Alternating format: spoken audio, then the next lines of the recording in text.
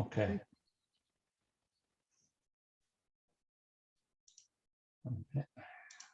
Okay.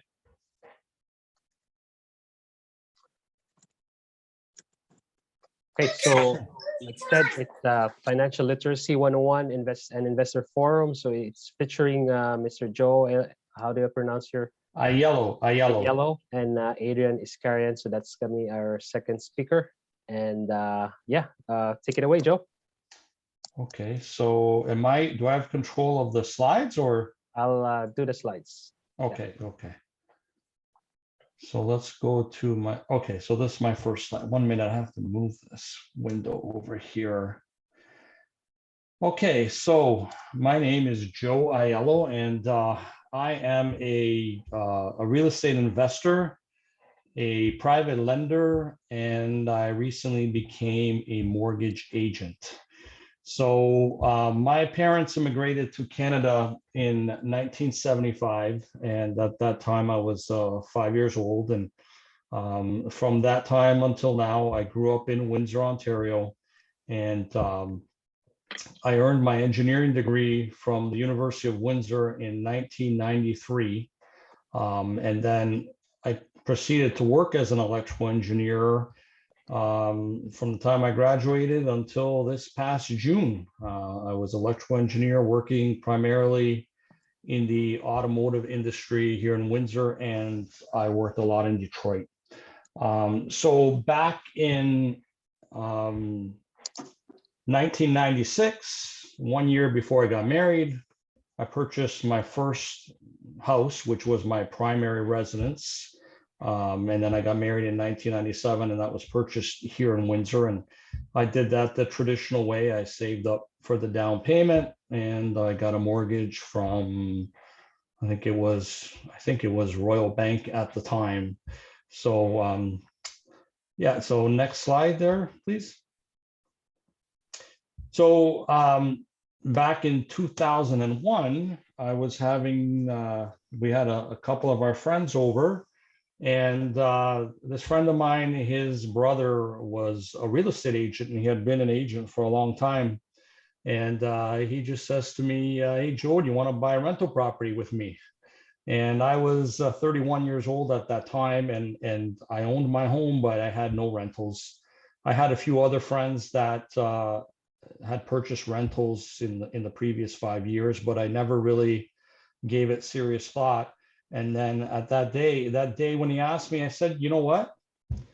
We talked about it, and I was fascinated with the idea that you could buy a property and you could rent it, and they would pay your mortgage. And you know, 20, 25 years later, you would own this property with no debt. And at that time you could sell it, or you can live off the rental income.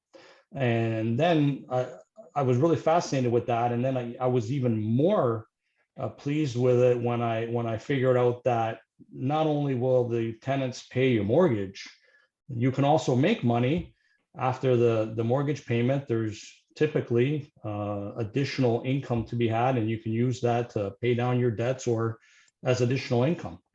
So anyway, so I said yes, and we bought a rental property in 2001. It was just a single family home. And again, we did it the traditional way. We split on the down payment, and I went back to my bank that I had my mortgage with, and I said I want to buy a rental, and they gave me a mortgage, and that was RBC. So that first rental property went very smooth, and I was hooked after that. And so in the years that followed, we continued, my partner Rob and I, we continued purchasing rental properties up until 2018. And most of them were single family homes. There was one duplex, and there was a mixed use multi-unit building. And the way that we expanded was, the second property, we basically saved the down payment as well. But after that, we really started to build equity in the first and second properties. By mostly the equity was built by, as we worked as engineers, we paid down the mortgage, because back then property appreciation was not like it is today. You know, like in 1 year here, you could almost double your equity almost. But back then it was not like that. So we worked hard and we paid down, we made additional payments to our mortgages. And so we built up a lot of equity in those first two properties. And then we went back to our bank and we took out home equity lines of credit on those properties. And we used that for down payments on the next property. And then we got mortgages again. And eventually we ran into the stumbling block where the banks only allow individual investors to have so many doors. So we had, at that point, we were faced with a decision to, did we want to go into commercial lending? And we decided not to do that because we ended up going into private lending, and I'll get to that in the next slide. But at our peak, we had about 20 doors, if I remember, and 20 residential and 3 commercial because of that mixed use property. So let's go to the next slide. So yeah, so back in 2015, the same guy, Rob, who his brother's a real estate agent, he was at my house again, and he said, and we were talking about buying more properties, and he said, hey, wait, instead of buying more, do you want to lend our money, and do mortgages? And again, to me, that was a very strange concept. I'm like, I didn't quite understand it. But again, his brother, who was a real estate agent, introduced him to this and introduced him to a mortgage broker at the time who was looking for private lenders. So we started with a very simple mortgage at the time. We took, I think it was just $45,000. And there was the mortgage agent had a client in Windsor who was buying an $80,000 home in Windsor back then. And he had 35,000 and he needed 45,000, but he didn't qualify at the banks because of some previous credit issues. So we borrowed the money from our HELOC at, I think it was 2.5%. And we lent it to this particular person at, I think it was 10%. And then he gave us post-dated checks, and that started, me on the road to private lending. And I'm still doing that till this day. As a matter of fact, today, the majority of my income now comes from private lending. We sold some of our rentals to have more funding for private lending, but we still have 5 single-family homes in Windsor. So I know what it's like to be a landlord. I've been doing that for 20 years and I still do it. So, back about a year ago now, I decided that I wanted to retire from engineering because it involved a lot of travel and a lot of long hours, weekends, things like that. And I was, I was just starting my 50s. So I had that target that when I was 50, I would be able to work on my own schedule and work when I want. And so last June, I retired from engineering, and I am now a full-time mortgage agent and private lender. And I also supplement my income with my rental income. So my rental properties are actually making me money in 2 ways. We have the rental income, of course, and then we use the equity in those properties, and we've built up a lot of equity now, and we borrow against those properties and we lend those funds. So we combine the rental income and the mortgage interest that we generate into our common bank account, and that creates for us a very nice monthly cash flow. So again, yeah, so I'm a mortgage agent with a company in Windsor called Untitled Capital. Maybe that's on the next slide if you want to. I don't remember if I, oh, okay, hold on, let me move this. So yeah, so oops, can you go to the next slide? I want to move this window. There we go. Okay. So yes, the brokerage that I am with is called Untitled Capital Corporation. And it's been in business in Windsor since the late 70s, believe it or not.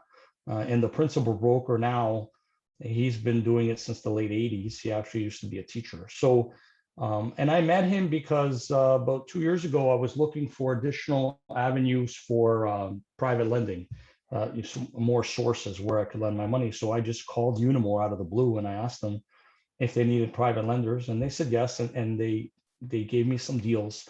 And then the principal broker, John, asked me if I was interested in becoming an agent. And I thought that would be perfect because I had a lot of experience as a mortgage agent. So now I'm an agent with Unimore, and we help people get mortgages really of any type, whether it's residential, commercial, land development, new construction, anything like that. Since I've been doing it, most of my clients have been people that, for whatever reason, do not qualify at their bank.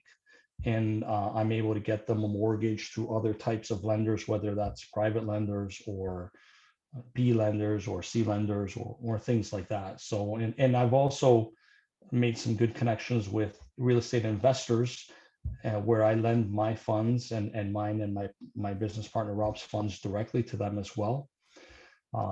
Anyway, yeah, so that's about me. Let me, this slide is talking about, really the way that I bought my first property and the way that I think a lot of people do it these days. And I'm sure there's other investors on this presentation that can discuss maybe the way they've done it or the way they do it now, because I'm not actively purchasing properties right now. I've decided to focus on private lending and mortgage brokering. But what I've seen is a lot of people, what they do is they build the equity in their primary residence.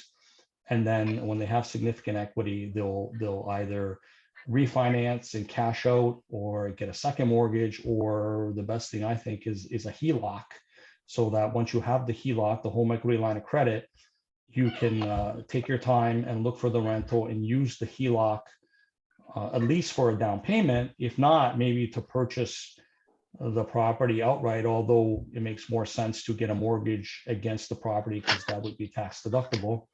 But anyway, yeah, you use the equity in your home along with maybe your savings to come up with the down payment, and then you apply for a mortgage and you buy your first rental property. So yeah, so what I said down there is if you borrow against the property itself, of course that interest is tax deductible against the income that you generate from rent. Okay, next slide.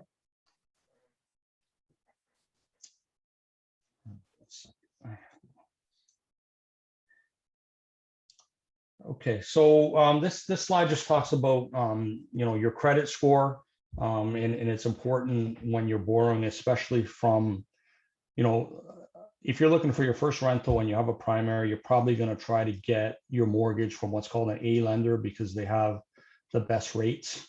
It's more difficult to get them from them. They have more stringent requirements, but they definitely give you the best interest rates. So with them, one of the key factors, of course, is your credit score.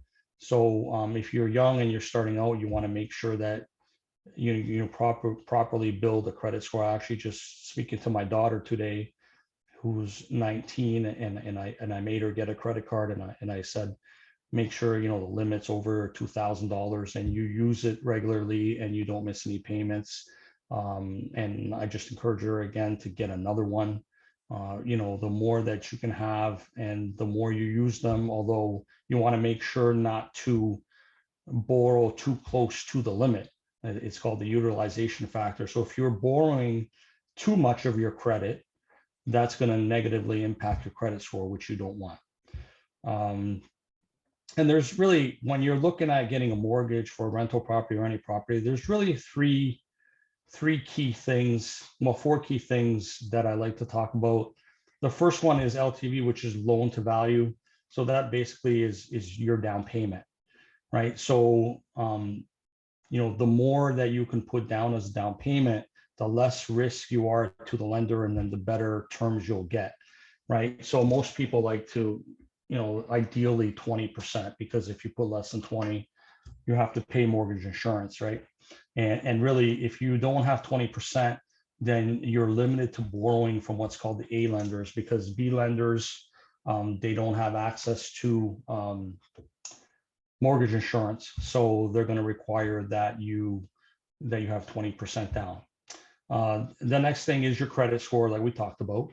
So they'll look at your credit score to determine, if you've proven over time that you can be trusted to make your payments on time. So you've had credit cards, you've had loans, car payments, and and you've paid them on time.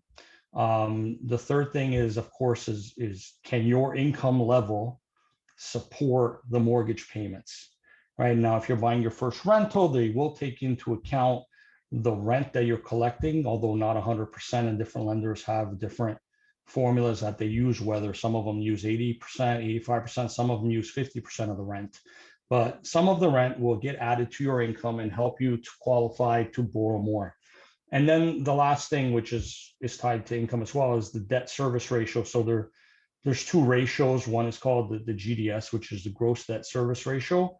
And simply what that means is that if you take your housing costs, which is your mortgage payment, your property taxes, and your heating costs, and if it's a condo, half of the condo fees, if you add those up and you divide that by your gross monthly income, that's called the gross debt service ratio. And for most A lenders, that cannot exceed 39%. Some of them it's less. Most B lenders will allow that to go up to 50%. So that if the ratio is higher, if they allow it to go higher, that means you can borrow more with the same income. Okay? So that's the GDS. And then there's one more ratio called the TDS, which is the total debt service.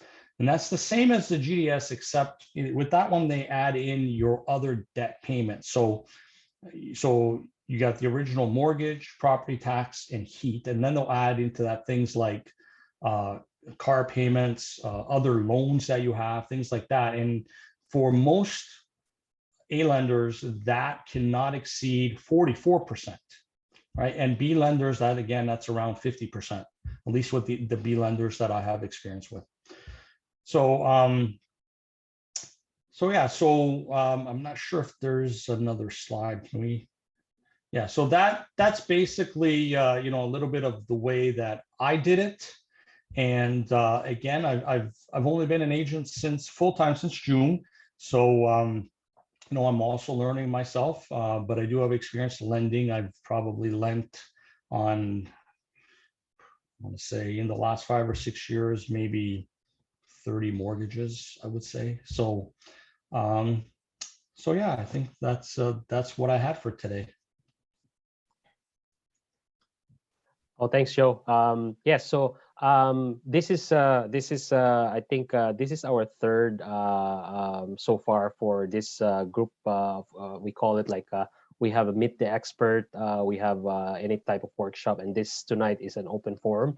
So we still a new group, a fresh group, and like I said earlier, we're combination of experts and beginners mix all in.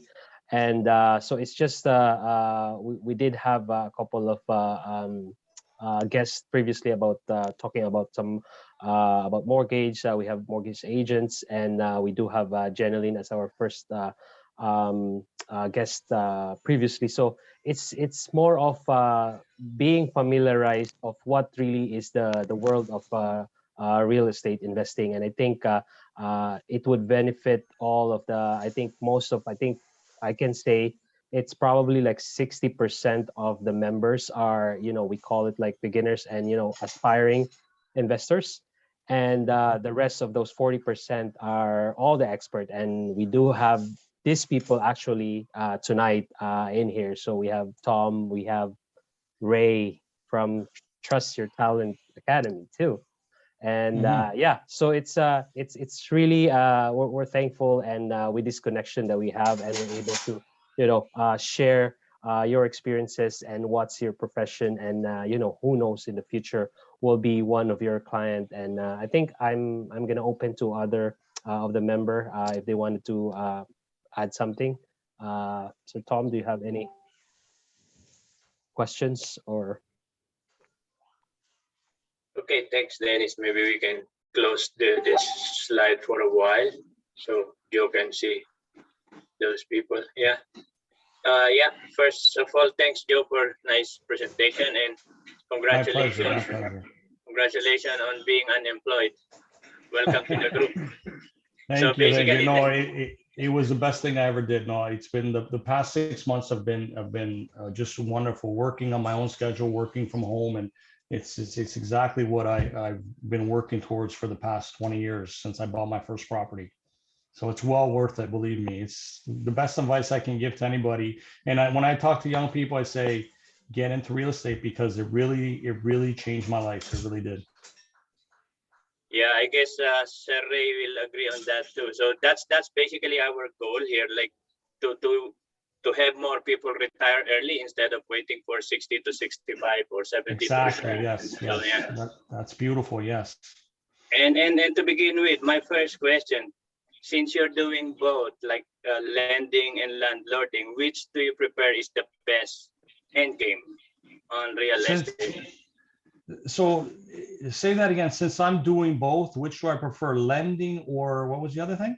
Lending or landlording, like owning rental property. Well, Yeah. well, yes. I mean, lending, I prefer lending. It's much easier. And I'll tell you a story. Like 3 years ago, one of our single family homes, we had it and we were renting it. It was under rented. It was, I think we were only getting $950. Okay, so we were clearing a monthly cash flow about $300 a month, right? So and we wanted some more money to lend. So what we did is we decided to sell that one. And after we sold it and paid what we owed on it, we cleared about 100,000.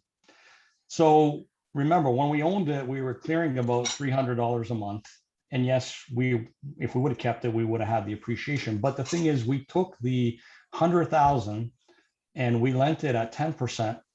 So that's 10,000. That's about $850 a month, clean. 850. Well, we had borrowed the money at 3%. So whatever that comes to is probably 700 a month clean. But the thing is, that is total profit because there's no maintenance. You don't have to worry about anything breaking down. So for me, lending, I prefer lending, but I don't, people say to me, you should sell your properties now because the value's sky high. But I really believe in diversifying, right? I don't want to cash everything out because with the way inflation is going now, I believe it's important to have assets that appreciate with inflation. If I sold all my properties and I had cash, then I have more pressure to find avenues to lend. But this way I have a nice mix of rental income and lending income. And if the lending channels dry up, I can still count on my rental income. So I do think, like anything, it is important to diversify or to have multiple streams of income. Yeah.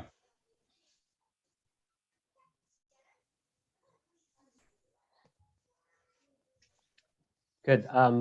Is there anyone on the line who wanted to add? I think Ray is raising his hand. Yes, go ahead, sir. Thanks, Dennis. Joe, where do you invest? Either, I know you have properties out in Windsor. Where Yes. do you invest your loans primarily? Okay, so as I said, I started about 6 years ago, and I believe that every single one of our mortgages, I think the farthest I have for a mortgage right now would be Chatham, but I'm not limited to that. It's just that like when I started, I had a relationship with a broker in Windsor, and he was sending us deals in Windsor, and we wanted it that way because we wanted to be able to see the properties when we started, right? And then when I connected with Unimore, it was similar. But now that I've made connections with real estate investors, I'm completely open to lending specifically to people that I've got to know very well anywhere in Ontario, really, right? I mean, I haven't really had the opportunity to lend my own funds outside of as far as Chatham, I believe, but I have brokered deals all across Ontario. I found lenders for people because the reason I became an agent is because people were approaching me to borrow, and I don't have unlimited funds. So being an agent now, I don't have to ever turn people away. I can say, I don't have the funds, but my brokerage has access to millions in funds, and for a commission, then I can connect people, and instead of making my income through lending, I get income through the broker commission. So yes, I'm open to lending really anywhere in Ontario. I mean, I haven't, I've been approached to lend like in New Brunswick and things like that. I know a lot of people are going there, but I don't know yet, you know, how I feel about that. Now, if it's a borrower that I've gotten to know really well and I trust, then I would not rule that out. So, Okay.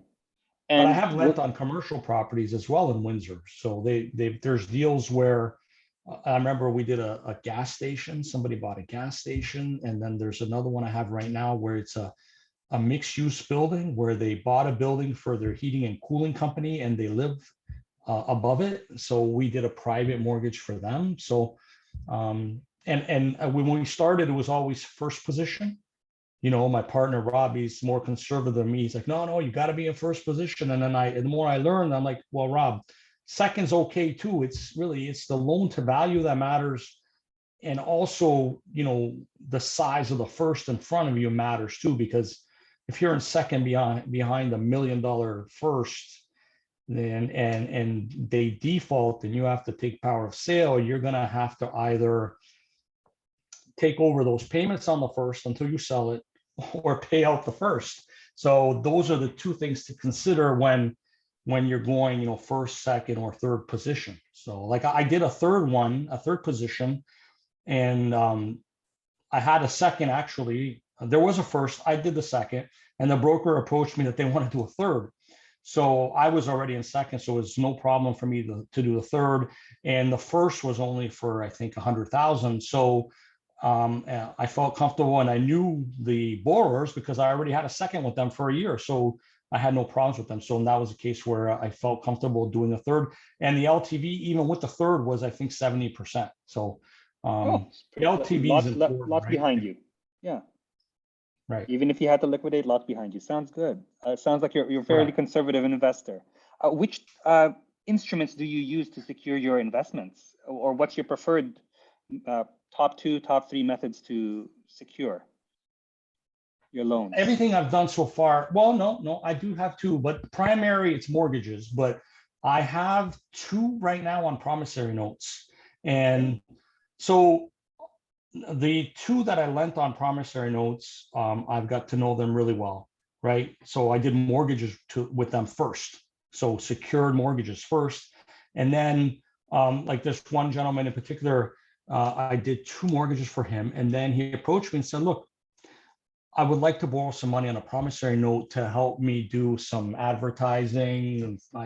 He had to do advertising or administrative things like that, and he wanted to borrow like 40,000 on a promissory note. And because I got to know him, you know, I met him, we went out for lunch. He lives in Windsor. I got to know him really well, and actually turns out that his mother is a real estate agent who works for my partner's brother's real estate brokerage. So anyway, so there was a trust there. So I decided that I would be safe to lend on a promissory note. So, and there was another gentleman that I did mortgages with out of Collingwood, and I got to know him for about a year. And then I decided that I felt comfortable doing a promissory note. But those are really the only two avenues that I've done so far myself.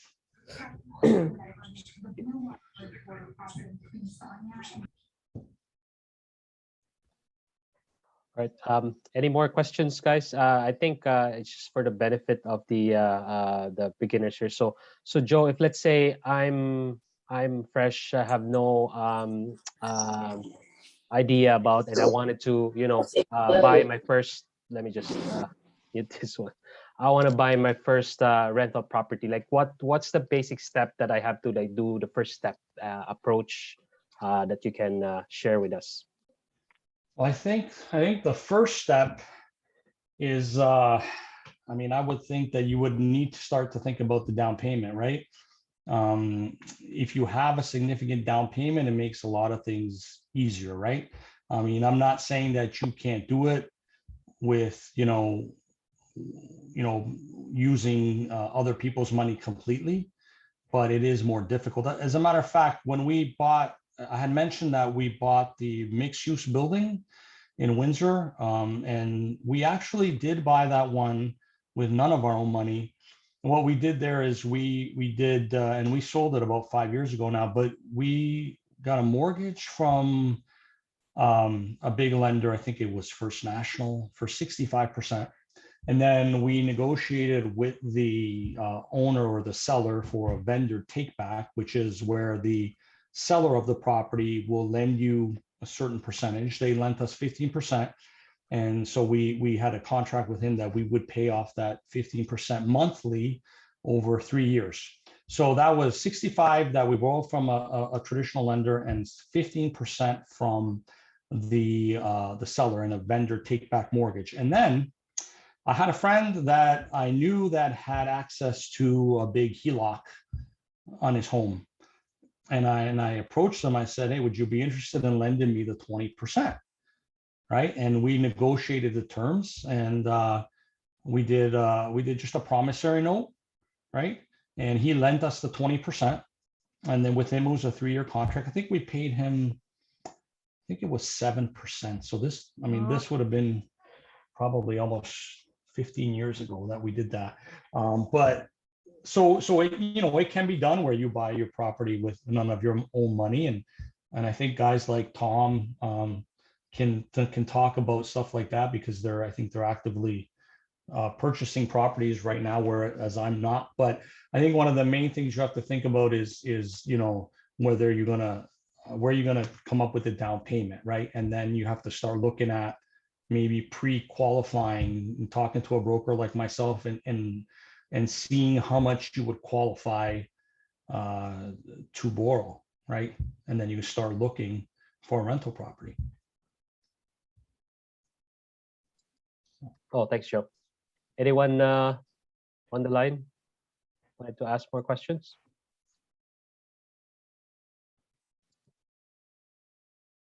Hey, Jeff.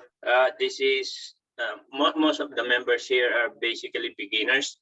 So say they wanted to start in real estate investing, say 2 friends wanted to buy, like both of them are entitled. What is the possibility that they will be approved or they will be qualified on the loan? If two friends want to buy a rental property together? Yeah. Yeah, I mean, are you asking because of the fact that there's 2 people?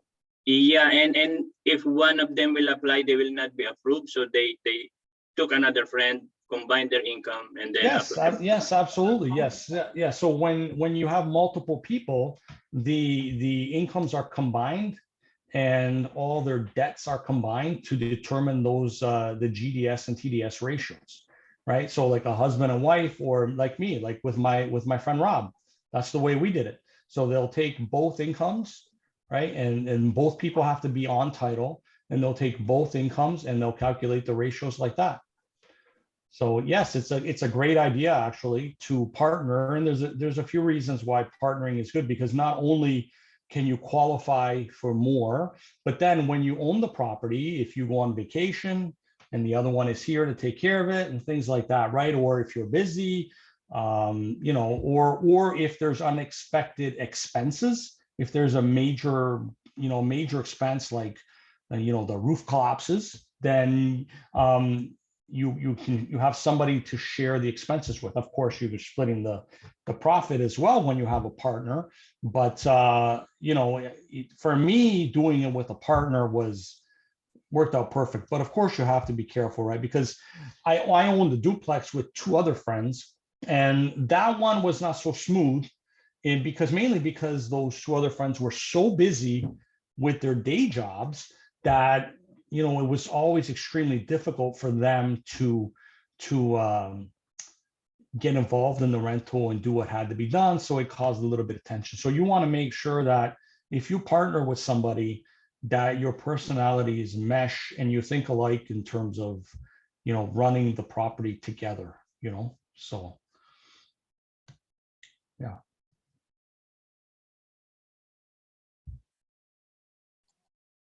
If I can add a little bit of a note to that, Joe, having a comprehensive JV agreement. Hey Ray, also I can't helps. hear you. I can't hear you very good. It seems like you're a little farther away. Can you hear me better now? A little bit better, yeah. Okay. One thing that also I found helps is having a comprehensive joint venture agreement, something that definitely outlines what everybody's responsibilities and obligations are. And it's nicer to have that conversation up front when everybody's friends, rather at the end in the middle of the divorce. No, Yes, everybody's very like late true. to agree to Yes. things. Yes, that's So very true. I did not do that at the time because we were all close friends, but looking back, that would have been a great idea, outlining, for sure. outlining exactly what everybody agrees to be responsible for. It would have really made a difference. So that is great advice. I really agree with that. So yeah. The other thing I would add is even though it's friends, or rather, especially because it's friends, I would insist on having everything spelled out up front because with friends, what could be previously easily smoothed over as a business transaction immediately becomes personal insults. And I've seen this happen. So I'm seeing from the more experienced people in the group, some like nervous or painful winces or smiles that we've all experienced this, a lesson that we've had to learn. So I would definitely share that up front for all of us here that are embarking on this journey. Just because their mom, dad, brother, sister, or we've known them for 25 years, they don't know what we know. And it's important for us to have those open conversations and bring out those points of contention rather than assuming, oh, we've known each other for 25 years, we're all going to agree. Because Right. the fact is, we don't. So have that Yeah, conversation. no, I with them. experienced that with the two partners, that I was saying that were always too busy. There was some moments of tension, believe me. Yes, there was. And that's why we sold that property, right? We just thought, and we're still very good friends. It did not get to the point where it ruined our friendship, but we decided that, it's just best to liquidate that property. Now, the properties I have now with my one partner, Rob, we just think exactly alike, and we've never ever had really any tension. And I think it's because we're both, Rob and I, we never really expect the other one. Like, we always volunteer to do everything and it just cancels out. I'm like, don't worry, I'll take care of it. And he's like, no, I'll take care of it. And it just kind of, whereas with the other guys, it was a lot of, oh, I'm too busy, can you do it? I'm too busy, can you do it? So me and Rob, we just kind of mesh like that.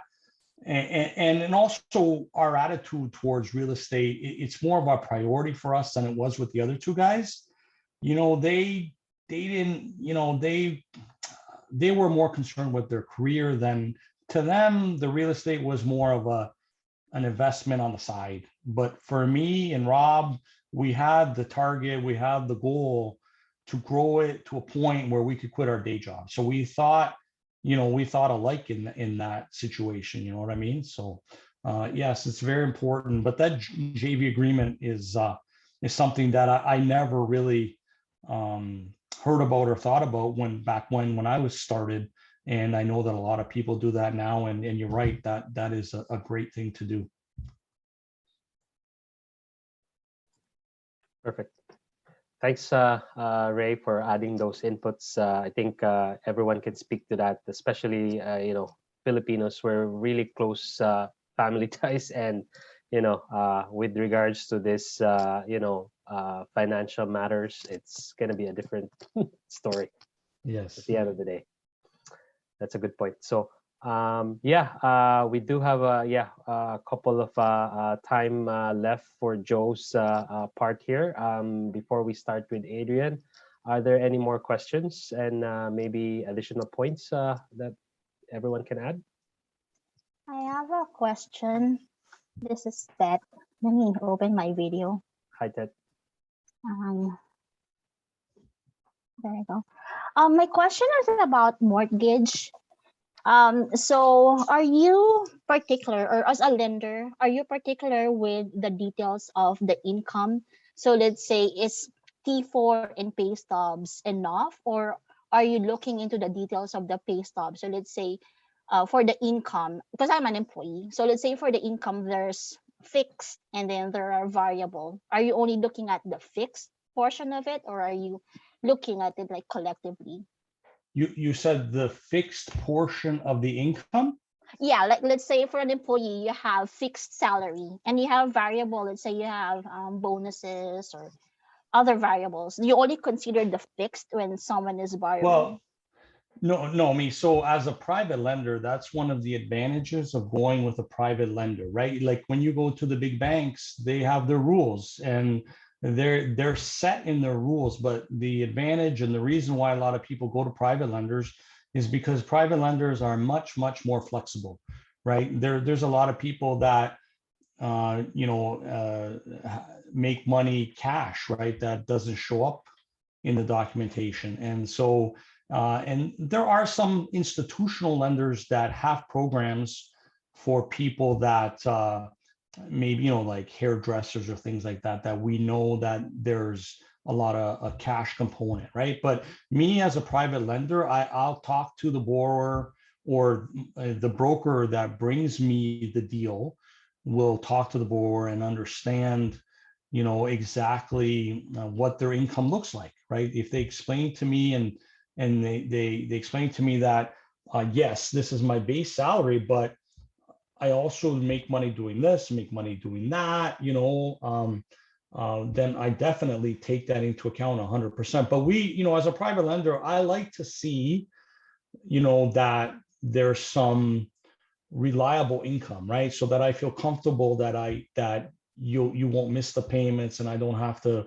worry about, taking the property back or, things like that. So I do feel comfortable as a lender when I'm presented with the fact that you have some reliable income, but it definitely will not exclude you, if you don't, if you just explain to the lender or the broker what your situation is. That's the whole benefit of going to a private lender, because of the flexibility when it comes to your situation, whether it's income or whether you're explaining why maybe your credit score is low, what happened in the past, and you explain it to us. So yeah, so again, that's why people go to private lenders, because of the flexibility that they offer. So me myself as a lender, I don't rule anybody out right away. I'll listen to whatever is presented to me, and then I decide if it's something that I want to lend my money to, right? And if I don't feel comfortable with it, maybe it's not in an area that I feel comfortable with, then there are other lenders that I can connect you with. As a broker myself, I have access to hundreds of lenders in Ontario that are what we call private institutional lenders, right? And they specialize. There's some lenders that will lend you up to 95% loan to value. Now they're going to charge a lot, right? They're going to charge, close to 15% interest, because that's a high risk loan. But there's lenders that will do that, So anyway, yeah. So as a lender, I would consider all the forms of income, but that's not the case with a lot of the traditional lenders, especially the A lenders. Got it. Thanks so much.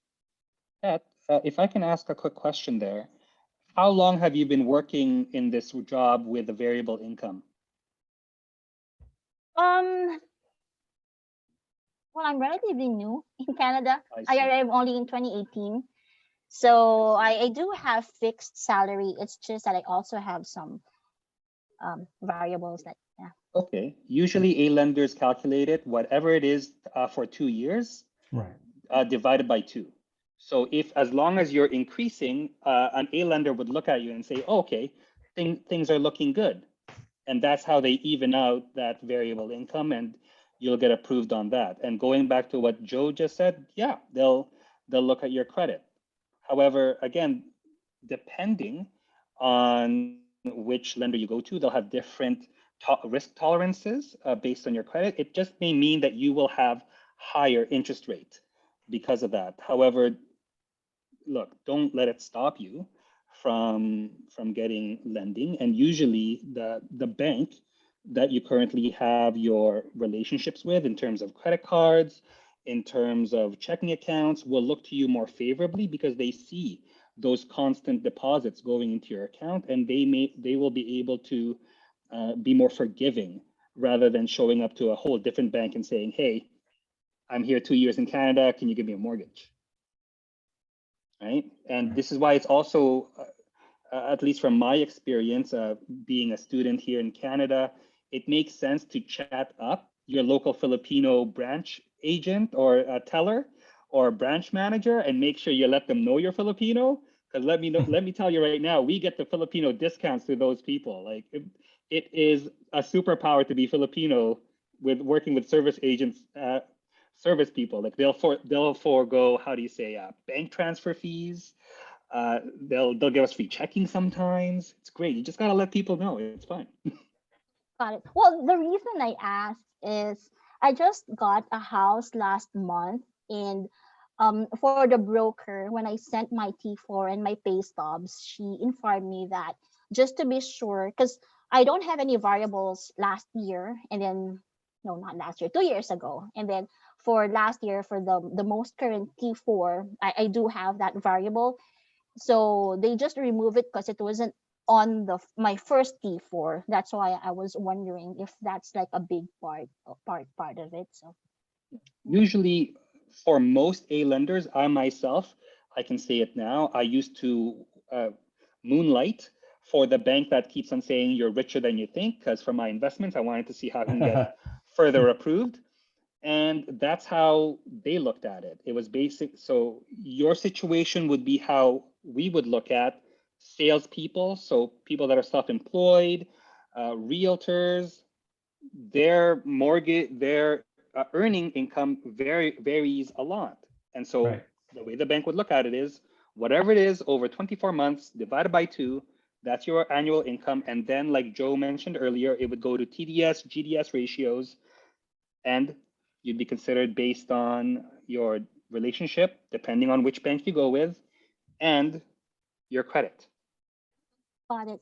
Because I also had, sorry, I didn't mean to take much of your time, but yeah, because before I went to that mortgage broker, I already asked for like a pre-approval from my bank, and they gave me like a higher amount compared to, but I guess that's why I'm wondering. It's okay. I got it. It's just that I'm wondering so that if I get my second, like the investment this time around, then at least I know like what to present or what to expect. Let me share with you a lot of those pre-approvals the big banks give you are little promises for you to come back. They don't do a lot of due diligence. They don't look into your account very much. It's like, hey, here's what you could possibly get. Come back. It's really once they dig into everything, that's the real deal. I know people who have been burned in the past based on, well, the bank promised me this pre-approval. There's not a lot of substance to it, to be fair. Yeah, remember that, they can pre-approve you, but the final decision really depends strongly on the actual property as well too, because they could pre-approve you and then you say, okay, I'm ready. Here's the house. And this house is located in, way up north in some little town. And they'll be like, oh, wait a minute. No, we won't give you the money to buy that house. Yeah. Right. Although they had pre-approved you, you have to remember that a pre-approval is never final until they see the property. I mean, the pre-approval is meant to give you an idea of the amount of money that you would qualify, that you can afford to borrow, right? That's the main thing. And yes, they will lock in a rate for a certain amount of time, right? But it's never set in stone until you show them what property you want to buy. What if you come with a property that is a disaster, right? Because you're going to fix it up, but it's not livable right now. They're going to be like, yeah, we pre-approved you, but not to buy this house, right? So you have to really be aware of that. So it's not just basically the income itself, but they also kind of assess the property itself. It's like a big factor as well. Yeah, I'm sorry, it's hard to hear. It's hard to hear that. Sorry, what I meant was meaning it's not just the income itself. They also assess the property. Absolutely, yes. Because the property, me being a lender, the property is important because that's my security, right? So the bank looks at that as well, right? It really matters on what is offered to the bank to secure the loan, right? It's really important. Got it. Thanks so much. So, thanks, Joe. So we have one more question here from Shirley. What is the difference in the requirements when applying for mortgage for residential, like single, duplex, condo, compared to multifamily or 6 doors and more? So, so if you're buying a property that's, most lenders, if it's more than 4 units, then you're getting into commercial lending. So if it's a fourplex or less, that usually qualifies for a residential mortgage, right? So, and then when you get into commercial lending, then you're dealing with, the fees are a lot higher. I don't have a lot of experience with commercial lending.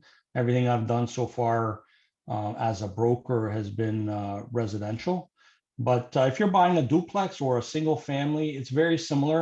The difference is that if you're buying a duplex, most lenders will take into account a certain percentage of the rental income that you're going to make. And as a matter of fact, I always like to recommend to young people when they're buying a rental is, or when they're looking for a house, if they want to move out of home and live on their own, I always say, get a duplex. You live in one and then you rent the other. And then the rental income will help you, if not pay for all the mortgage, the complete mortgage payment, at least it will help you with that additional income. Or maybe you get a single family home that has a basement apartment, right? So when you're qualifying for those, the lenders will take into account how much rent you can expect to get from the duplex or the basement apartment, and they will factor that into your ratios.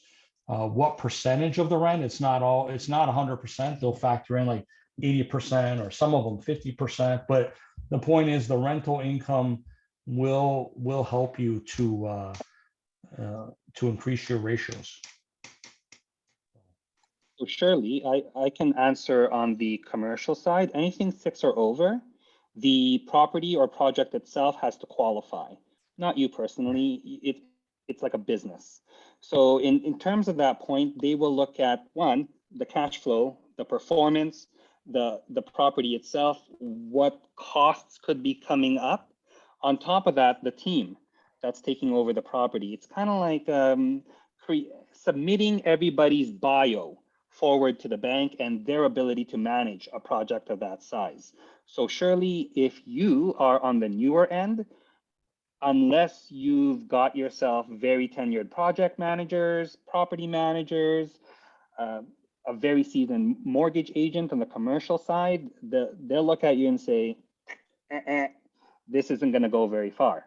However, if you yourself have a few properties under your belt, you've been doing this for a while, you have a history of success, and you have that power team behind you and you're educated, absolutely, there's a higher likelihood of you getting approved for that commercial mortgage. Now, something I've experienced, and I highly suggest for everybody else in this group, crawl before you walk, walk before you run, otherwise the mistakes get bigger.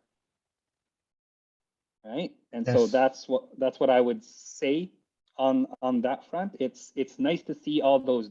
It's nice to say that, yes, I have 200 doors. Look at me. However, if you have 200 doors and losing $200,000 a month, it's not a great thing, is it? And that definitely the issues scale up as we have more doors. Yeah, I can tell you when we purchased the 10 unit that I had with my 2 partners, we were so happy when we sold it, because it was just such a headache. We started managing it ourselves, and we tried to hire a management company, and that didn't go well. Then we managed it ourselves again, and just dealing with the tenants. And the biggest issue I found was the relationship between the tenants. There were always, this tenant wasn't getting along with that tenant, and they were calling us, and we're like, we're not the police. Call the police if they're bothering you. And the multi-units, you have to be ready if you're not going to have a management company. And even if you do, there's like the headaches scale up. They really do. So you have to be ready for that. So like Ray said, start with a duplex and go to a 4-plex, a 6-plex, and then go up from there. If you jump right into a 20 unit, you got to be ready. Okay, I think that's it. So I hate to hold on to some of the questions. We'd like to start for our second guest speaker here, Adrian. But before that, Joe, we'd like to thank you for your time and effort. And in the future, if any of our team wanted to reach out to you, where they can reach out. And I think you had all the information earlier, but if you can let us know again how to reach you. Yes, thank you very much. It was my pleasure, and it was very nice to meet everybody. And yeah, I believe on the first slide, my contact information was there. But yeah, if anybody needs help, I'm trying to grow my business, so I would love to help out. Or if anybody just has questions, I like talking to people. I like discussing real estate and mortgages. So feel free to reach out, and thank you. Thank you for this opportunity. It was very nice. All right, thank you so much. Okay, all right. So yeah, Joe, if you want, you feel free to stay for the next speaker here. But yeah, I'd like to Actually, start off. I do have to go, but again, thank you very much, and everybody have a good night. Thank you very much. All right, thanks, Joe. Bye, everybody. Okay, so let me just start my screen here again, and let's welcome our one of the founding member, Miss Adrian. Hello, everybody. Can you hear me clear? Nice and clear? Yes. Just give me- Excellent. How's everybody tonight? Great. Yeah? I don't think I can top that wealth of experience from Joe, but I will try my best. Can everybody see our screen? Not yet. Not yet. Not yet. Not yet. Okay, there you go. All right. So without further ado, I guess I'll just introduce myself. My name is Adrian. Forget to mention or pronounce my last name, but it's Eskarian. Yeah. I immigrated here in Canada at a very young age, 16 years old, and I was about to graduate high school back home. And when I came here, I had to do 3 more years of it. So very quickly, I learned how to adapt here in Canada. Obviously, the language barrier was not the easiest hurdle to get over, but here we are. Here we are, and I'm just so proud to have people like everybody in this chat right now or in this Zoom call right now to be sharing my story. When I was just about to graduate high school here, I was introduced to the book Rich Dad, Poor Dad by Robert Kiyosaki. And if anybody else has read that book here, I'm sure you have felt as well the same life-changing power that this book has. Because what we have been taught all our lives is not necessarily correct or all correct. And there are always better ways of doing things as well. Especially as Filipinos, we try to focus on careers. And when we are immigrants, that's all we really focus on. 100% it's just our careers, because a lot of things we're supporting family back home. We of course want to be successful and not waste the opportunity that we were given here, and that's mainly what my why was in the beginning. I don't want to go back home empty-handed, and I have heard of those friends or neighbors that have tried overseas and just couldn't make it. And I always wondered why and why not. So that made me pursue a career in financial education and just absorbing as much as I can. Anything that I can learn about money, how money works, how money runs the world, how one gets money, and how one keeps the money.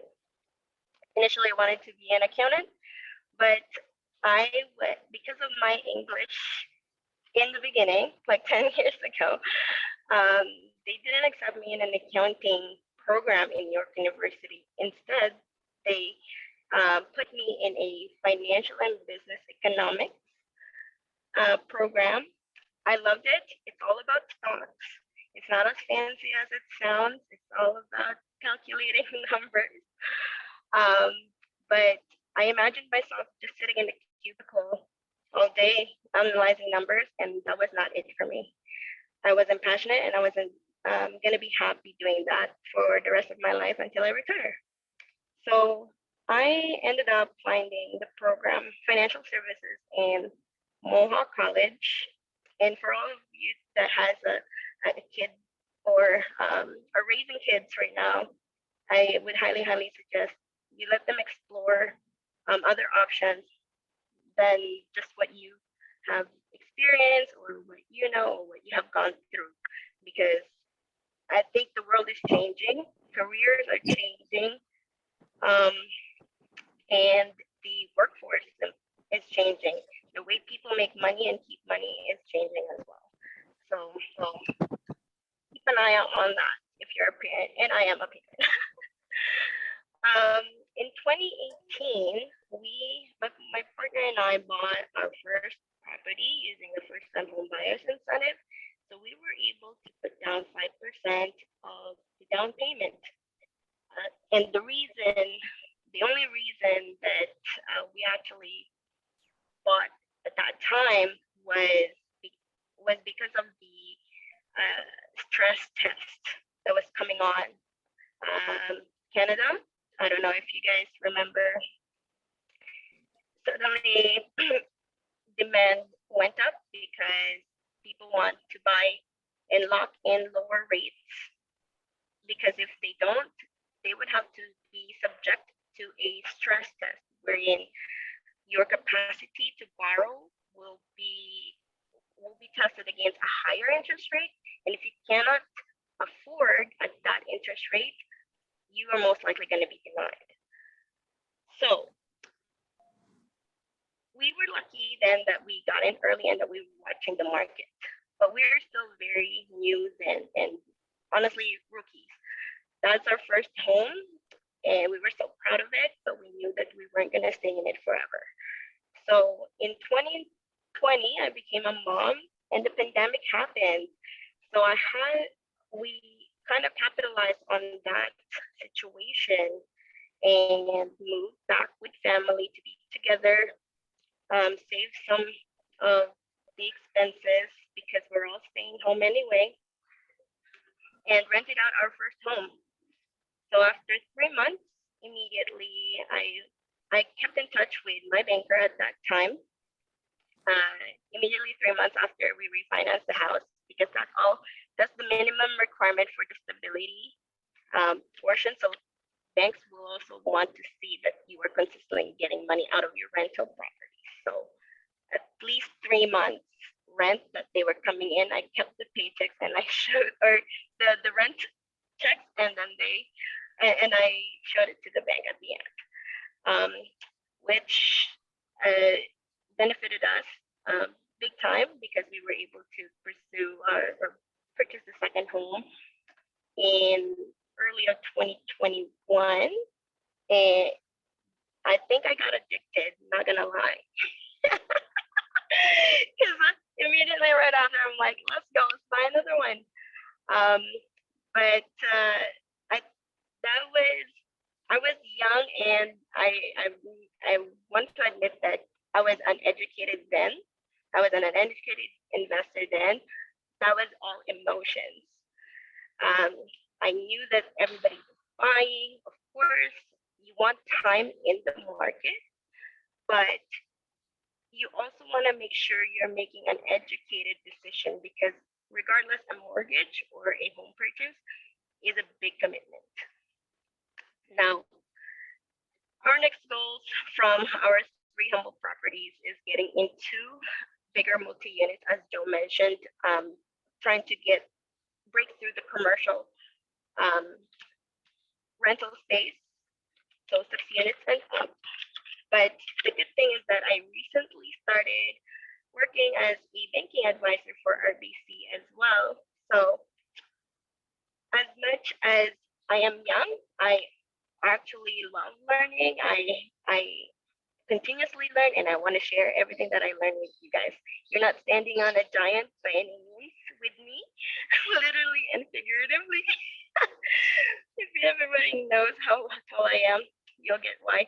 But definitely, I want to take you on my journey as well as we can all grow together. I truly believe that from the bottom of my heart, whether we are partners or not, whether we are constantly communicating or not, seeing everybody's progress in real estate is just inspiring, period.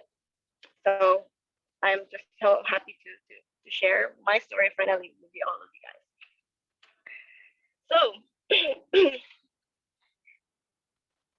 any questions actually for my journey or about what I do? I know I was going fast, but the other thing I do want to share with you all, and I think this is something that will get us all in one page, because we, of course, are thinking about borrowing, or our number one strategy is leverage, right?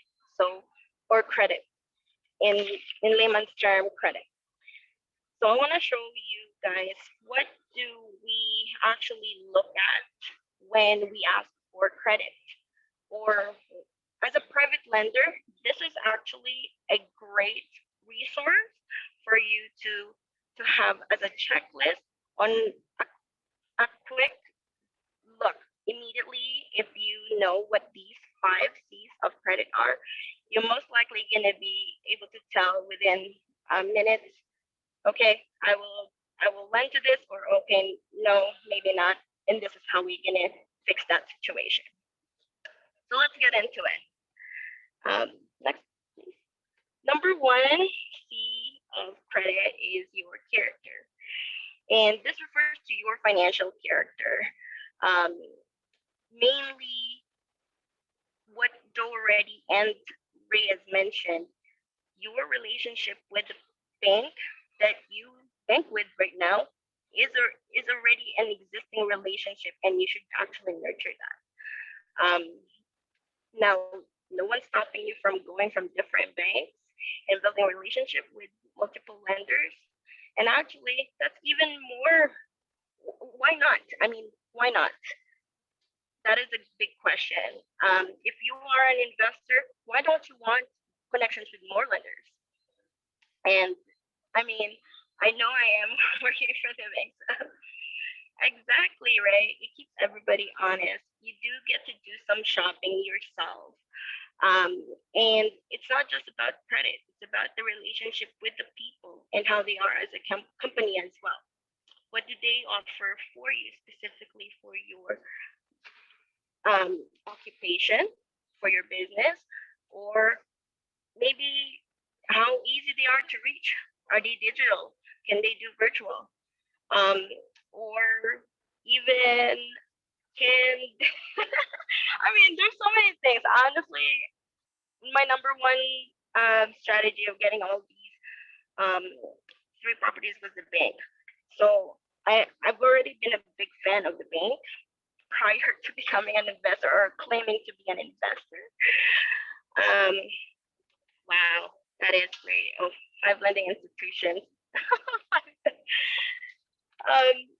So it's great to have that relationship and show what you are as, or who you are as an investor or as a person to these people, because at the end of the day, who you're submitting your papers to are also people at the end of the day, and they look at your situation, the whole situation, as you will see in the next C's of credit. Okay. Now, the next one is capital. And capital is mainly your net worth, your assets minus your liabilities.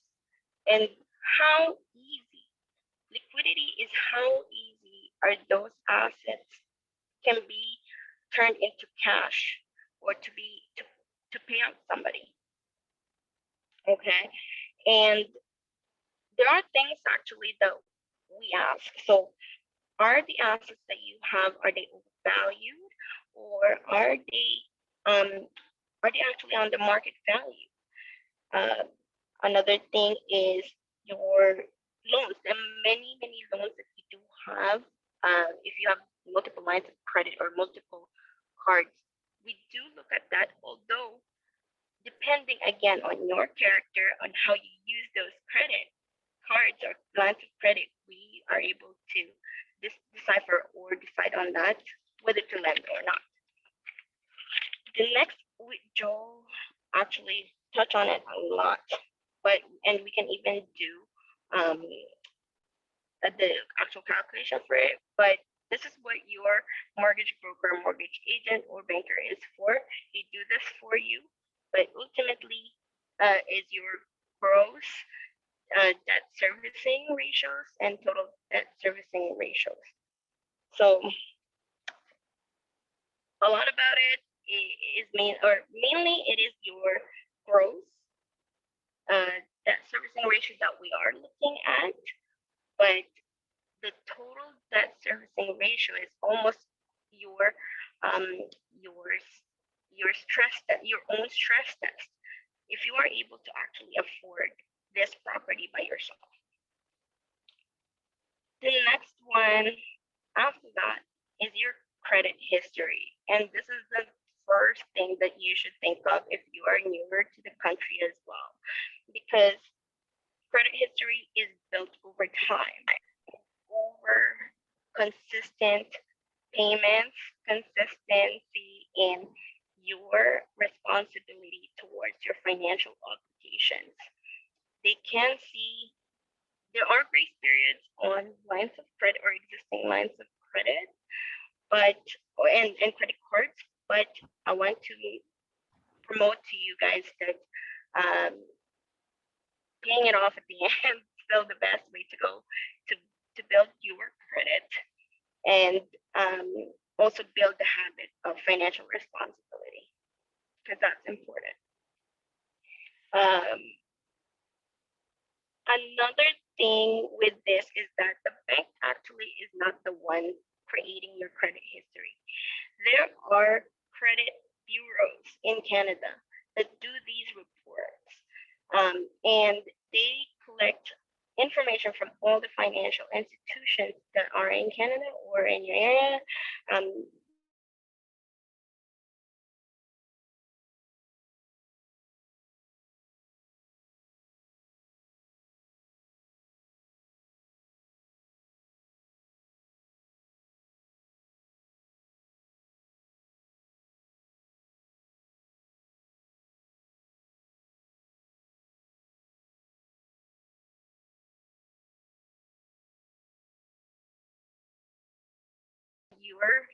You're looking or going to see an application or an application for a mortgage, then that actually looks good, because that is an even more desirable loan for a bank to give to you. So they like to see actually if you are actually striving for a bigger asset or a more and the next step in your financial goals. And usually the start with when you're new in Canada, it starts with apartment, car, and then house, right? And some people can do it that way, but some people can also save, and buy a house right away. It depends on you, and that's why one of the other things that I like to promote in my conversations with other investors is try, if you can, to speak with a financial planner as well, because they can look at it at your situation in a holistic sense, wherein they can look at also your taxes, your estate planning, and can can basically see far ahead from what you can see now.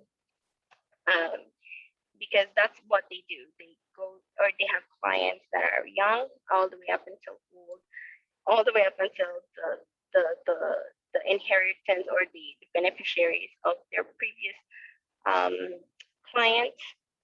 They can see the whole life cycle. So I would promote that 100% if you can. And if not, feel free to just ask me what do they do, because that is something as well that I did study a lot. I don't know if I want to pursue it 100% because I love real estate, but but I always promote and encourage everybody to look at their financial situation again holistically as a whole, not just investments, not just all about your debt, not just all about your income. So, and the last one is collateral. So I this is mainly the asset that we're talking about. Is the house that you're trying to get the loan for, or the car that you're trying to buy on financing. And this is your security. This is what the banks will recoup if or sell out if you are not able to pay.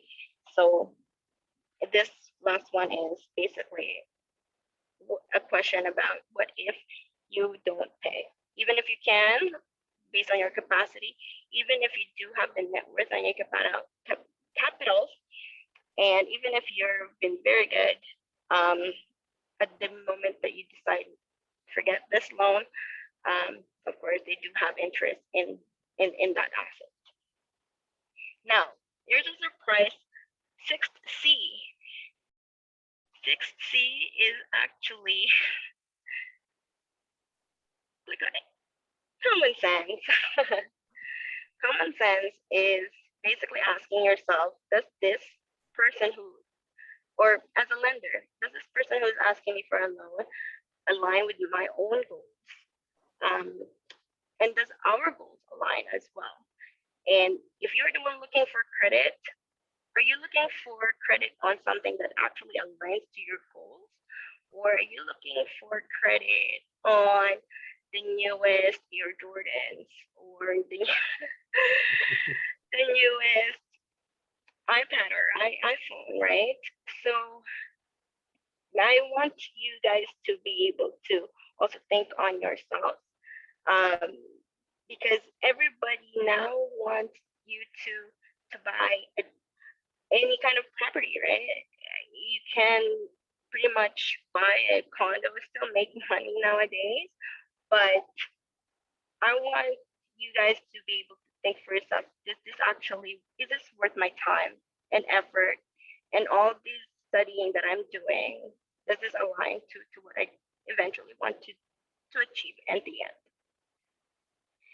So that is the 5+1 C's of credit.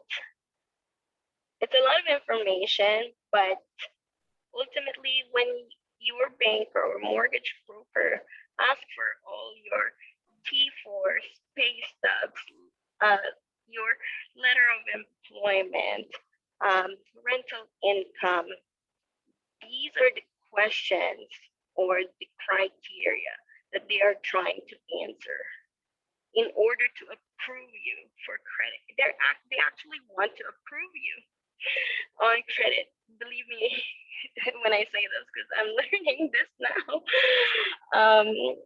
All these bankers want to give you credit. You just gotta help them out too to get it or to qualify.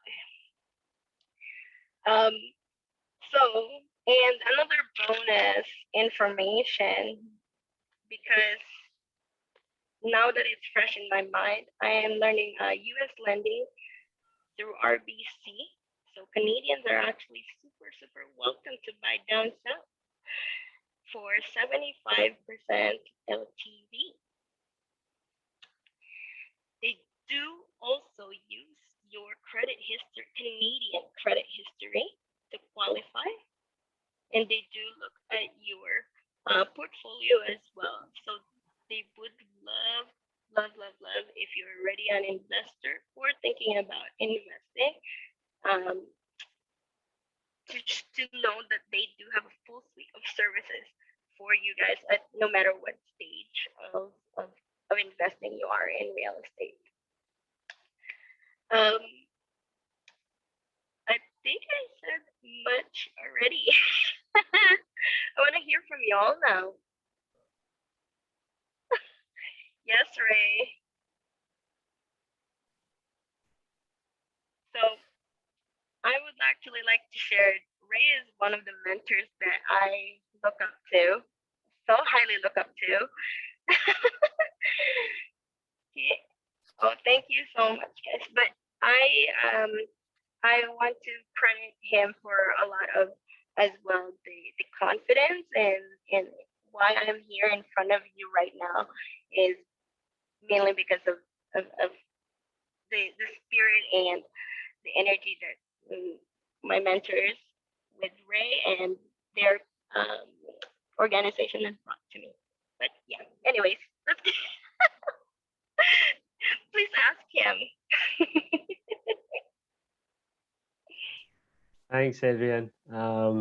Yeah, so again, so Adrian is one of the the founding member. We call it founding member because we initiated this group, and this is a series of open forum workshop with sharing experiences, and who knows, maybe next in a couple of weeks it's gonna be you who's gonna be presenting in the next event, right? So this is we're trying to leverage or maximize the resources that we have within the group, and I'm very excited to see a lot of people here, and our goal in the next few weeks is to get all of the people involved, and hopefully the next event we all see all your cameras on, and not be shy, and yeah, just feel free, because who knows, your next window there in your slide could be your joint venture partner, right? So yeah, so yeah, thanks again, Adrian, and I think I'm just gonna give the floor to everybody for Q&A, and maybe you can ask Adrian like how did you get your first home or whatever, but yeah, feel free to ask any questions. Anyone from the group? I actually want to ask, who in here already has a property and who are beginners or still pursuing their first property? Is there a show of hands? Can we do a show of hands? Beginners. Yes. Okay. Andrew also still pursuing your first property, is that right? Francesca, Jennifer, perfect. Yeah. The reason I ask is because getting that first property is always, a lot of people would say, the hardest, but really it's asking all those 5 questions or 5 C's of credit. Can you do it by yourself? Are you good in all 5 areas by yourself? And if not, who can you partner with? Or do you have family already that can supplement one of those parts where you are lacking? And you can also, at the same time, it's not always going to be a straight line of getting a credit. Here is my application. Boom, you're approved. It's not as easy as how they say it usually on the radio. Like, oh, I have a home approved. Not always. You still have to answer to those questions again that we're looking at on the or about your credit. So will you pay as a person? That is actually your personality, that you are very good with your finances. And what if you can't pay? Do you have assets? For capacity, can you pay? Which is obviously that can easily be about your income and rental property. And the other question earlier I also wanted to add is as much income as you can claim, please. I mean, it just makes sense. The more income that you make, the more borrowing capacity you're gonna get. And if you're worried about the government taking your money, then we will all learn how to keep more money. Because that can be done. And like there's always a solution to each areas of your financial situation or journey. And like I always say again, it's holistic way of looking at your personal finances. Again, consider or talk to your get an amazing tax accountant, um, and also your one. I would always say financial planner because I have a financial planner in my team, but that those two are mainly my go-to as a person or as a beginner investor, because at this point I don't have the high level corporation set up yet, so I don't need them just yet, or I don't need the extent of the power teams that more experienced investors have. What you make the best use of what you have right now, and then ask who, not how, because a lot of your questions can also be delegated, or worries can be delegated to an expert, and leverage their skills and knowledge instead of spending all through the time learning it all by yourself. That's another way that you can go about it. Because instead of you teaching yourself all the mathematics about it, they can just advise you. This is what you gotta do. Step 1, 2, 3. And that has happened to us. After our second property, we obviously spent a lot of our credit cards as well. Like, yay, new house! We're gonna do the lawn and add some fences into it as well, because we want to be able to rent it with for pet owners. So they need closed-in fencing, all that stuff. We're on credit, and when we ask immediately after for a third property, they're like, you have to consolidate your debt first before you can qualify. So there are steps, even if there's an area in the 5 C's of credit that you are weak on, there are ways to improve it, and it's a matter of just finding those solutions.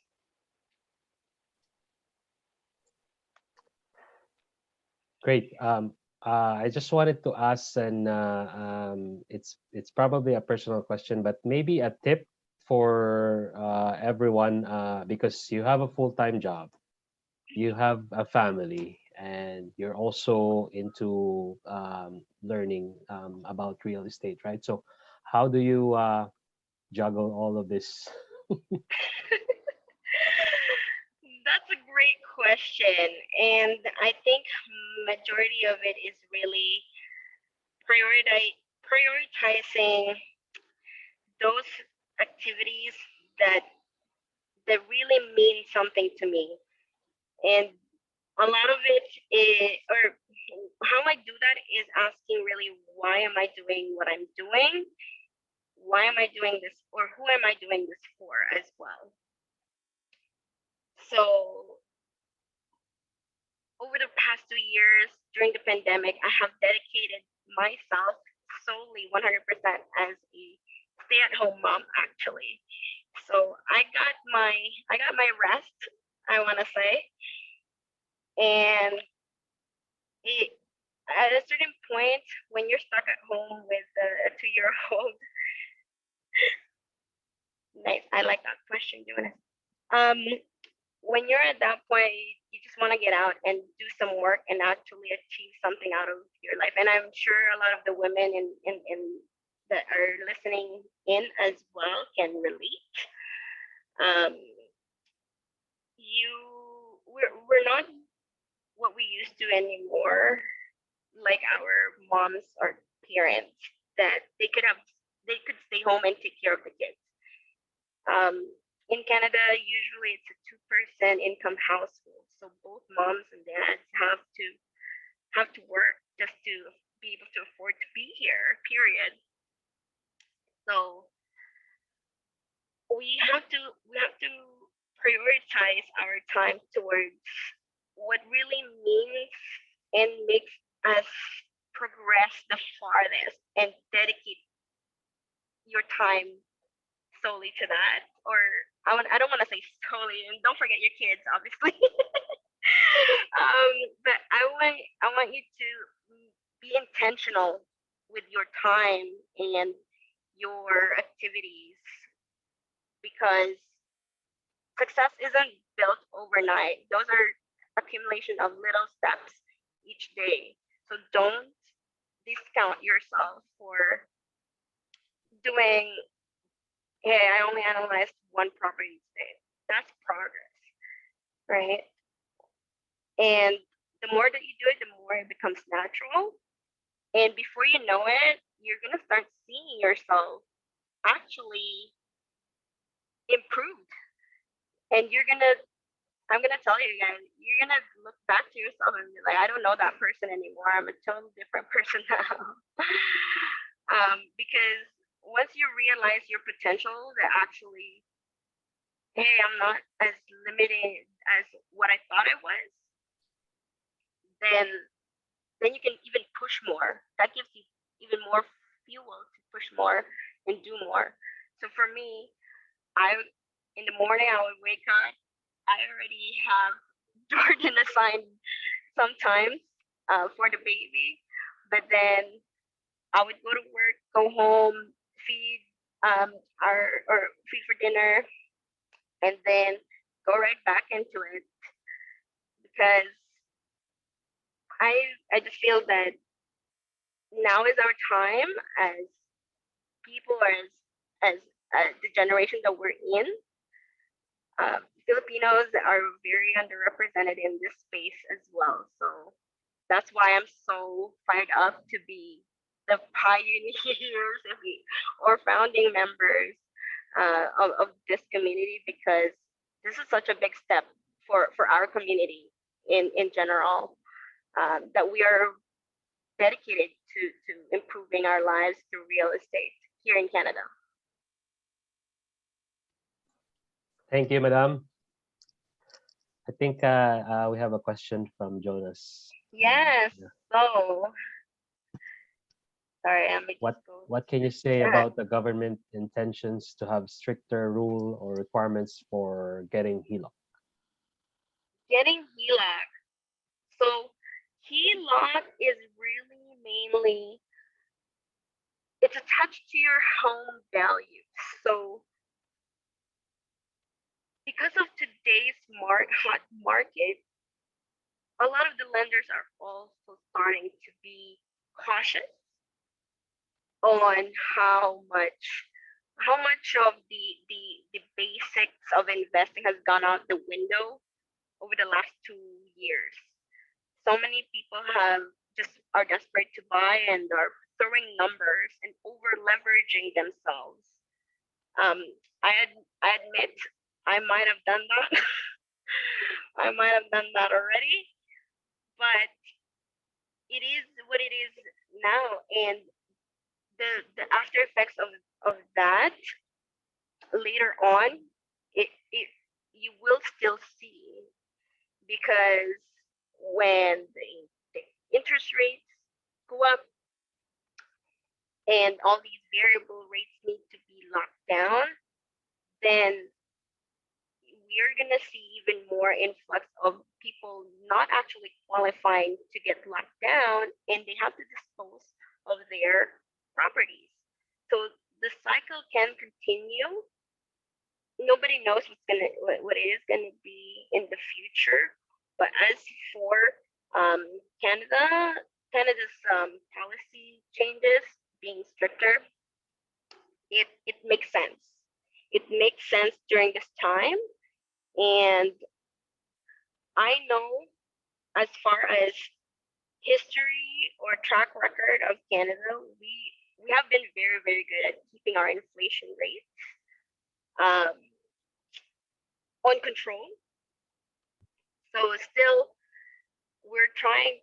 Still, all these restrictions are to help are to help that easing and actually putting sense back into the market, if that makes sense. Because people are now just was emotional, just like me, are still emotional about getting a home. There's less and less inventory now, so a lot of people that really want to get into the market are extending their capacity, and it's scary for Canada because that's how the U.S. Crash failed or happened. So I don't know if I support it for us investors. Obviously, for the beginners, it's gonna be another challenge or another hoop to go through. But I think of it as a safety measure for especially the beginner that doesn't even know what we know as well as a group and are trying to buy a property. That gives them like a question mark and say, is this really the right thing for us to do now? Does that answer the question, or do you want me to clarify more? I think yes.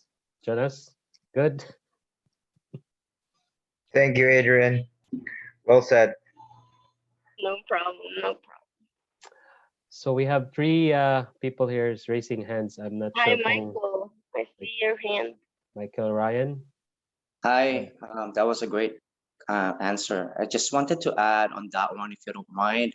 If you're using the HELOC as a tool to kind of invest, I just wanted to say that let's not limit ourselves because there's other ways. There's creative financing in terms of getting a property, right? So let's just not be affected of the government's going to increase the down payment for investors to 30%, or then our hopes goes down just because of, oh, we don't have 30%, right? There's like I said, there's a lot of other ways in terms of finding a deal, like partner up with somebody, using this group that we have as a platform. Ask questions, right? Something that you are not sure in terms of financing. If you don't have that enough HELOC, what are ways that I can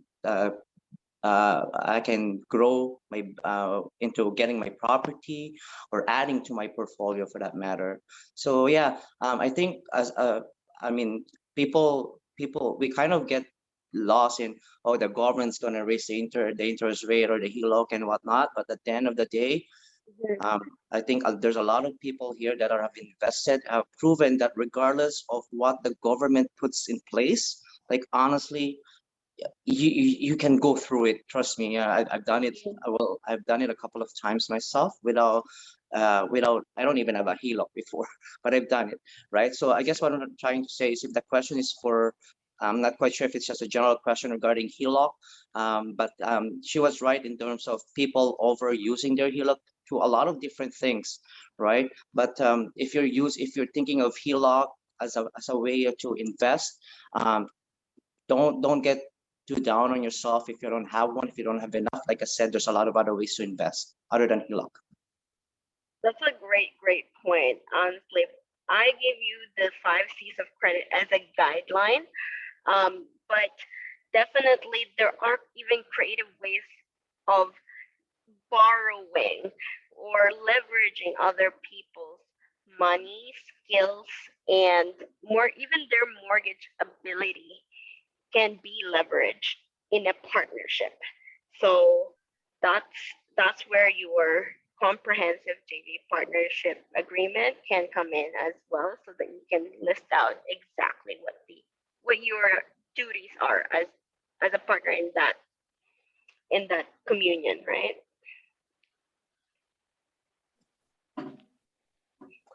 Okay, we have Jocelyn also raising her hand. Right. Do you have a question?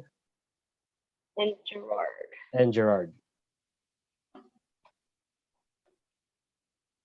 Sorry, I'm not sure if Jocelyn's going first. go ahead, Gerard. Okay, I have like a three-part question. It's more towards the bank. So first is that I don't know how accurate this is that if you have properties further away from the GTA, is it true that banks sometimes consider the income for that property at let's say they say, oh, it's only 50% for that income because it's too far from GTA? That's one. And my second question is that do the banks consider stock investments, like if you have stock investments that provides monthly passive income, do they consider that as income? And then the third part is if we max out from one bank, from like getting loans or from mortgages from this bank, can we go to another bank and get a mortgage from there? Thank you. Wow, great question.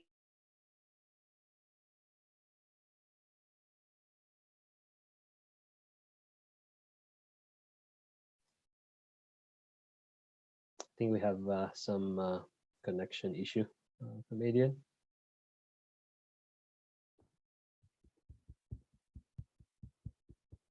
How about Sir Tom or Michael? Anyone can answer that?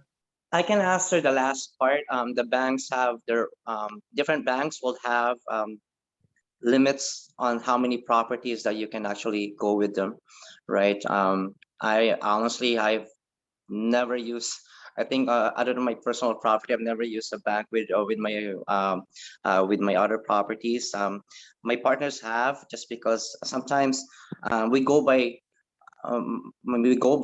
what we know, right? So I mean, also don't get me wrong, banks are like they are a lenders, so that's the first thing. Obviously, we have to try that. But in terms of limits, I know there are banks. TD, I believe, is 4 or 5. CIBC, I believe, is 6. But I went to a seminar with Rockstar before, and they talked about this. I was told, I might be wrong, I might misheard something, or I might probably miss, but I believe that if you're gonna go to the bank, if you're run out with one of your banks, they actually went into, I'm gonna look at that recording. I actually took a picture of that, a screenshot of that. I'm gonna post it to our group. But they put a succession on, if you're investing, on which bank to go first and which banks to go last, because for example, you have 4 properties on one bank already, and the other banks is going to ask you that. For them, you're maxed out already. They probably count out as 4, and then they're just going to give you the last 2.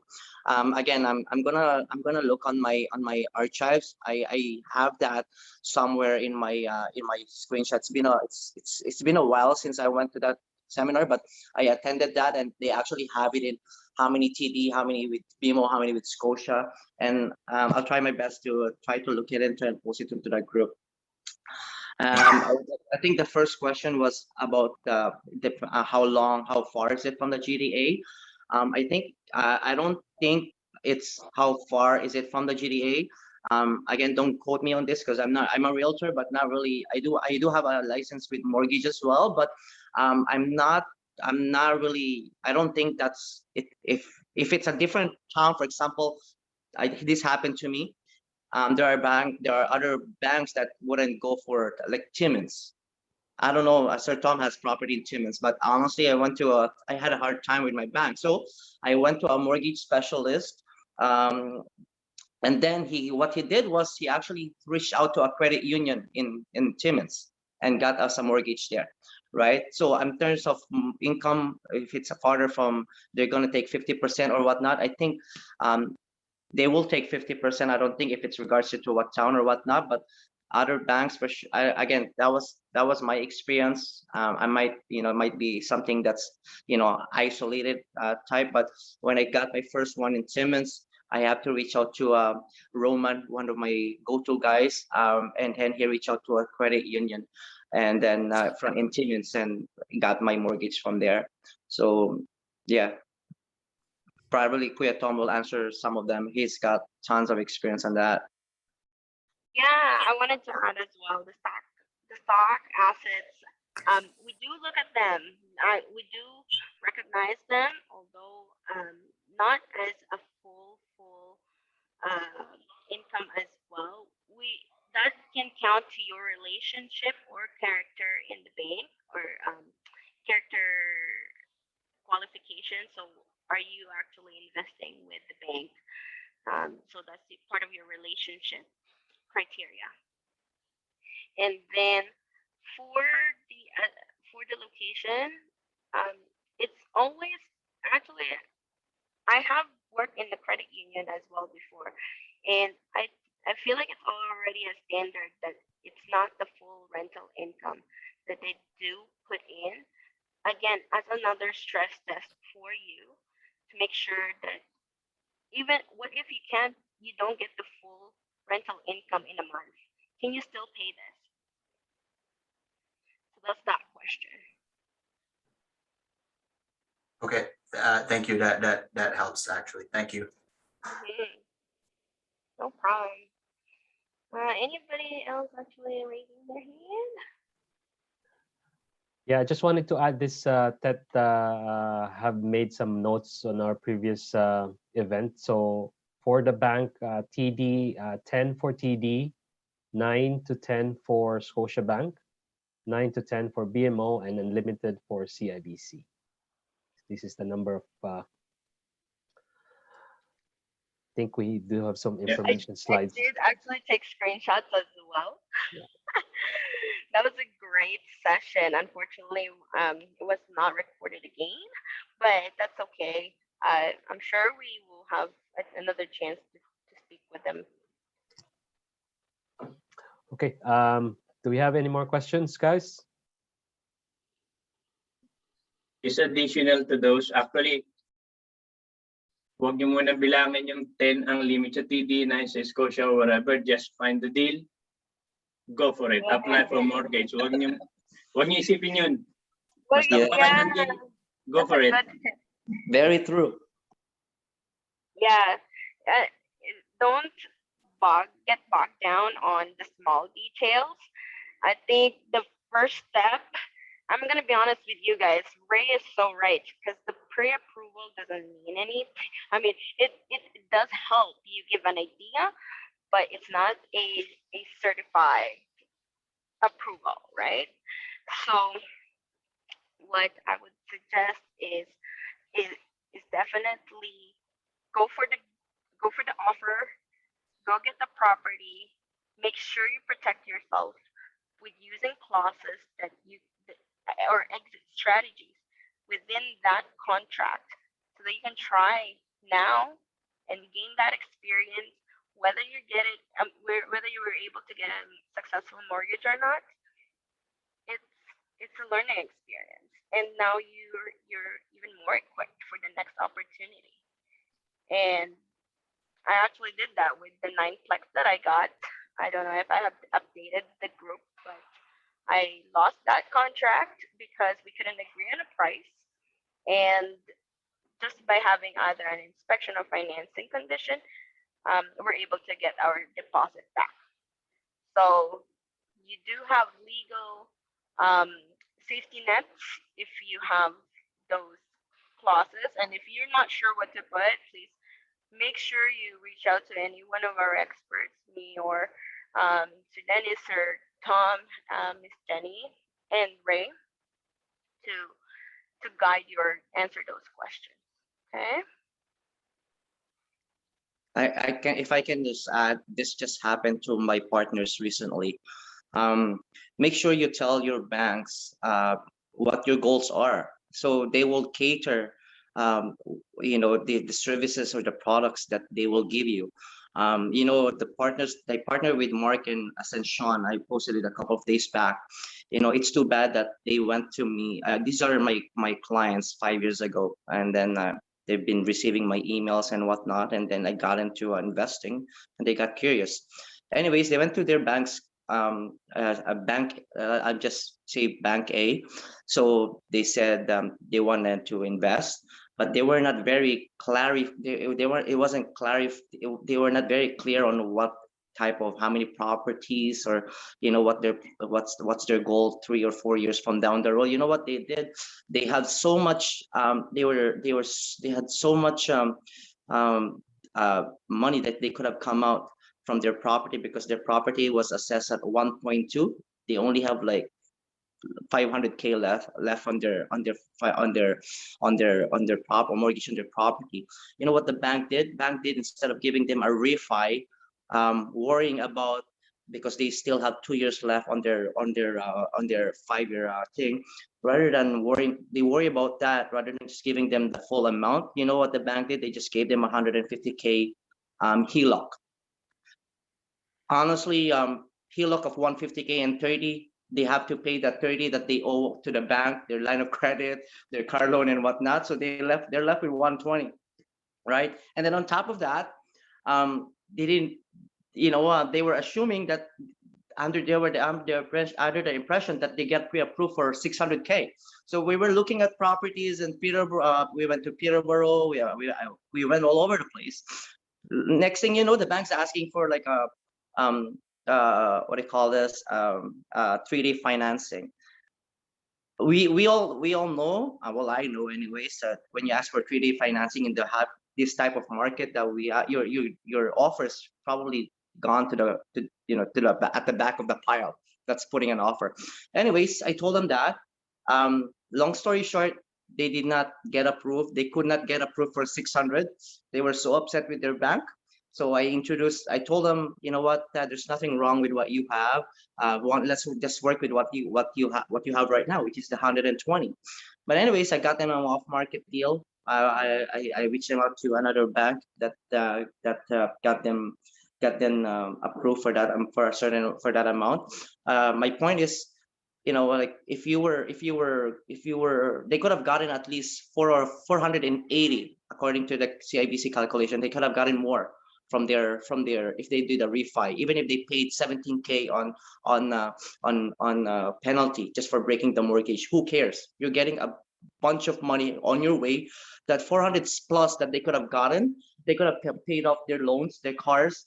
They probably could have gotten 2 or 3 properties with that 400K, right? But instead, they have to start small right now, which there's nothing wrong again.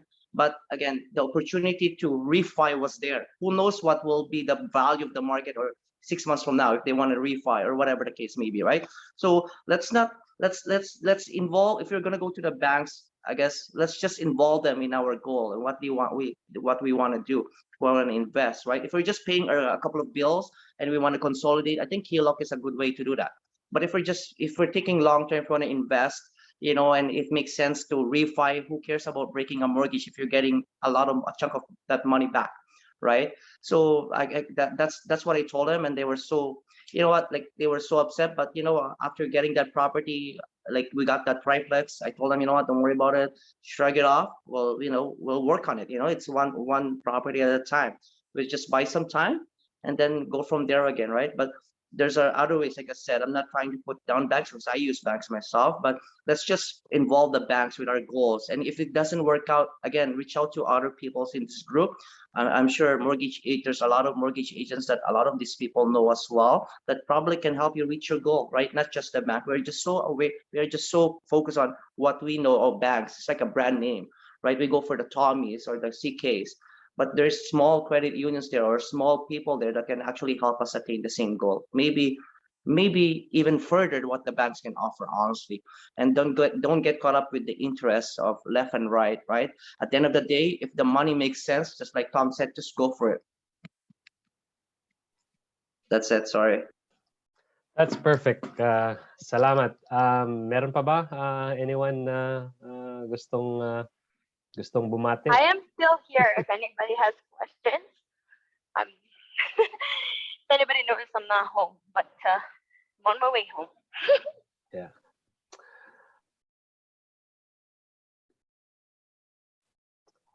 I think I guess Can I also ask? everyone- Can I ask the audience then? What do you guys want to hear next session, or what topics can we talk about? Yeah, tama yan. Ano yung topic na gusto niyo next time? Kung gusto niyo discuss natin. Wholesaling, buy and hold. Name it, we will prepare for that. Yeah, so feel free pwede kayo mag-post sa group natin or message me or message anyone here whoever is active in the group. So yeah, we cater kung ano yung gusto ng mga tao. So this is an open concept. Wala tayong limitation dito. So it's either kung gusto niyo ng scenario like how to buy my first house or something like that. There's no like I said, limits. So yeah, we're just here like Adrian is saying earlier, parang tayo mga Pilipino hindi tayo well represented within this industry, the real estate investing. So it's time to shine, and we could be the next expert in the future. So yeah, I just again thanks for the time, Adrian, and the rest of the people who joined us today. So yeah, anything you want to add something?